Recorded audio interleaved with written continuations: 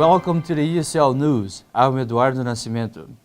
Political tensions have been the main discussions lately. Democracy and economical agreements are involving important and influent countries. Today, the ESL News reports on the protests in Ukraine. The second largest country in Europe lives in a crisis at this moment. Violence has dominated the streets of Kiev, the Ukrainian capital. So far, 70 people have died, including 9 police officers, and hundreds are wounded. I'm standing in Independence Square, which has been the center point of the opposition movement for some months now, and it is where the crowds have effectively been driven in the streets of Kiev. It's a long line of fires. Those are fires set by whom? What exactly are we looking at?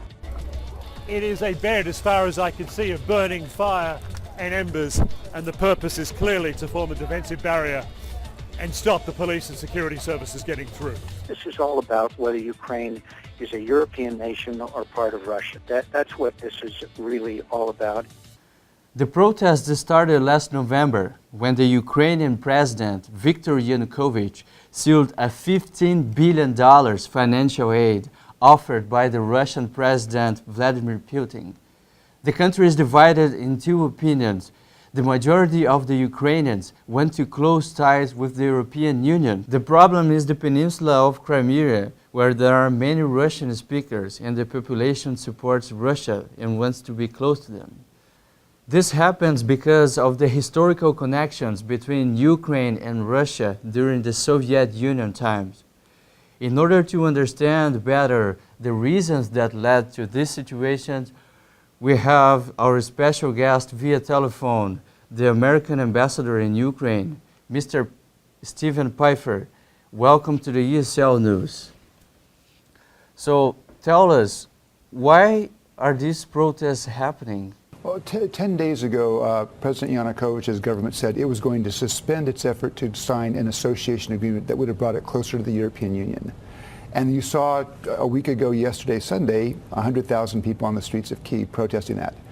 The turnout yesterday was bolstered by the fact that there's huge outrage in Ukraine over the use of force on Saturday morning.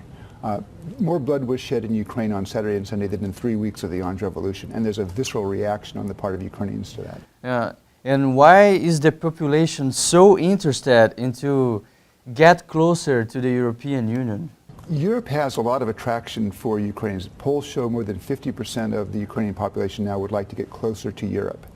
And it's because of the living standards, but it's also because of rule of law. For a country where there's corruption, where crony politics, they would like to have a more normal democratic system, and that's the attraction of Europe.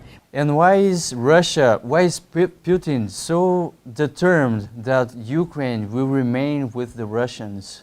Well, there's a couple of reasons. First of all, the long historical connections between Russia and Ukraine. But also you've seen, I think, over the last several years under Vladimir Putin, an effort to really reestablish Russian influence in the post-Soviet space. He doesn't want to rebuild the Soviet Union, but he does want his neighbors, particularly Ukraine, to pay attention to Russians' interests on big questions.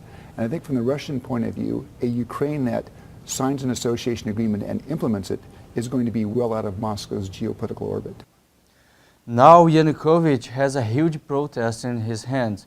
Thanks for your contribution, Mr. Stephen Pfeiffer, the American ambassador in Ukraine. Coming up, Putin sent hundreds of troops to Crimea. And how is the United States involved with Ukraine and the strict declarations of the President Barack Obama on the sanctions on Russia?